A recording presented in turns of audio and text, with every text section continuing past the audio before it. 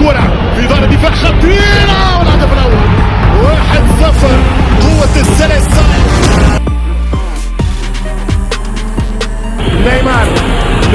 نيمار السلسال جول. Ngeri adalah kata yang tepat untuk menggambarkan skuad timnas Brazil pilihan Tite yang akan diberangkatkan ke Qatar akhir November nanti.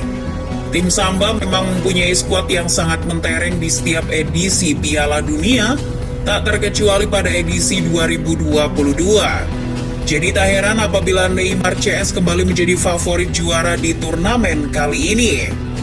Sang pelatih memadukan para pemain senior berpengalaman seperti Neymar dan Thiago Silva, hingga Dani Alves untuk memimpin pemain muda berbakat macam Vinicius dan Antony. Komposisi ini membuat Brazil jadi tim yang komplit. Jadi, negara-negara lawan patut waspadai tim pengoleksi 5 gelar juara Piala Dunia tersebut. Seperti julukannya yakni Selecao, skuad racikan Tite merupakan kumpulan pemain-pemain yang sudah melewati seleksi ketat. Pelatih berusia 61 tahun itu telah memilih pemain terbaik dari yang terbaik. Well, semenakutkan apa sih skuad Brazil? Mari kita breakdown kedalaman skuad mewah timnas Brazil di Piala Dunia 2022.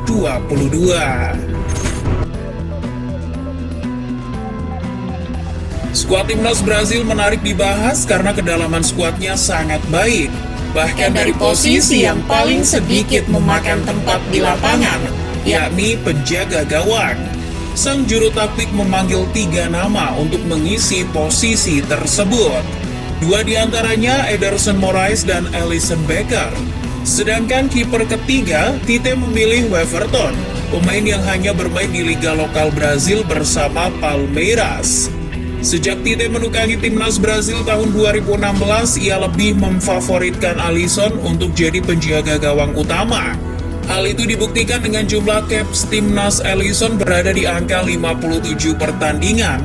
Jauh lebih banyak ketimbang Ederson yang baru mengumpulkan 18 pertandingan bersama Selecao. Dari 13 pertandingan performa di klub masing-masing, Ederson memang sedikit lebih unggul. Dari 13 pertandingan Liga Inggris, ia baru kebobolan 12 kali dan mengantongi 6 clean sheets. Sedangkan Alisson sudah kebobolan 16 gol dan baru mengantongi 4 clean sheets dari 13 pertandingan. Namun, Alisson unggul dalam jumlah penyelamatan yang berada di angka 41 kali, sedangkan Ederson hanya mampu melakukan 20 penyelamatan. Tite lebih gemar memasang Alisson karena keputusan-keputusannya di lapangan sangat dewasa. Tidak seperti Ederson yang kadang masih suka bermain api di depan gawang sendiri. Selain itu, Tite juga mendapat rekomendasi dari pelatih kiper Selecao, Claudio Taffarel, yang ternyata juga menjabat sebagai pelatih kiper Liverpool sejak 2021 lalu. Beranjak ke sektor pertahanan, Tite membawa 8 nama. Dani Alves, Marquinhos, dan Thiago Silva berkolaborasi dengan nama-nama anyar macam Eder Militao dari Real Madrid dan Gleison Bremer yang tengah naik daun setelah bergabung dengan Juventus pada awal musim lalu. Selain kelima bek tengah tersebut, Tite masih menyimpan nama-nama pemain berpengalaman lain macam Danilo yang mengisi bek sayap kanan, serta duo Alex Telles dan Alexandro di sisi kiri pertahanan timnas Brazil. Thiago Silva dan Marquinhos bakal jadi pilihan utama Tite di depan Alisson. Dua pemain senior ini dianggap sangat berpengalaman dan memiliki chemistry yang apik dalam mengawal pertahanan Brazil. Berkat soliditas kedua pemain ini, Brazil hanya kebobolan 1 gol selama kualifikasi Piala Dunia zona Amerika Selatan. Sedangkan untuk 2 nama lain yakni Eder Militao dan Gleison Bremer akan menjadi pelapis Marquinhos Silva. Terlebih, Bremer baru menerima panggilan timnas tahun ini. Ia jadi pemain paling minim pengalaman di skuad Brazil. Sementara itu, sektor bek kanan barangkali jadi sektor yang paling tidak menarik dari skuad timnas Brazil. Saking sulitnya mencari bek kanan, Tite sampai memanggil kembali Dani Alves yang sudah berusia 39 tahun. dan hanya bermain di Liga Meksiko untuk menjadi pelapis Danilo, sekaligus kapten kedua setelah Thiago Silva.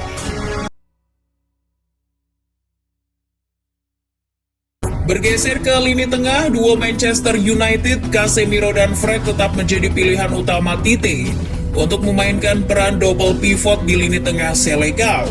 Kemarin Tite masih menambahkan nama Fabinho dari Liverpool. Itu membuat kedalaman sektor gelandang bertahan Brazil semakin sempurna. Selain ketiga gelandang bertahan itu, Tite juga memanggil dua rising star Premier League, Bruno Guimaraes dan Lucas Paqueta yang baru saja bergabung dengan West Ham. Bermodalkan gocekan dan umpan-umpan yang membelah pertahanan, Paqueta bisa menawarkan permainan yang lebih atraktif sebagai gelandang serang. Namun, tampaknya ia harus memperjuangkan posisinya karena Tite masih memiliki Bruno Guimaraes dan pemain liga lokal Everton Ribeiro. Untuk Everton, ia sudah pasti akan menjadi pilihan terakhir di tangan Tite. Bruno lah yang akan menjadi penantang kuat bagi Paqueta. Karena sejak berseragam Newcastle di awal tahun 2022, performa gelandang pekerja keras itu kian menjadi sorotan. Pemain berusia 24 tahun itu unggul hampir di semua aspek. Bruno mampu menciptakan peluang per laga dengan tingkat kesuksesan di angka 89%. Sedangkan Paqueta juga piawai melahirkan peluang, tapi tingkat kesuksesannya hanya 40%.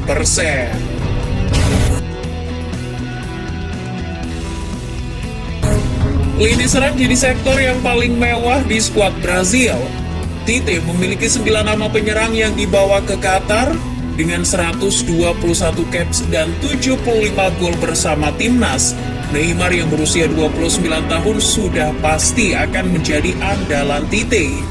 Pertanyaannya hanya satu, siapa pemain yang akan menjadi pendamping bintang Paris Saint-Germain di lini depan?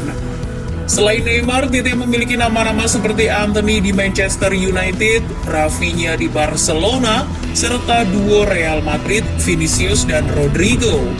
Brazil juga masih memiliki duo Gabriel Martinelli dan Gabriel Jesus yang kian moncer bersama Arsenal. Lalu ada Pedro dos Santos, pemain yang kemarin membantu Flamengo menjuarai Copa Libertadores. Sempat jadi tanda tanya besar ketika dalam 9 nama tersebut tak ada Roberto Firmino.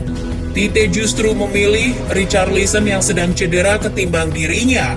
Padahal performa Firmino terbilang lebih oke ketimbang semua striker timnas Brazil di Liga Inggris.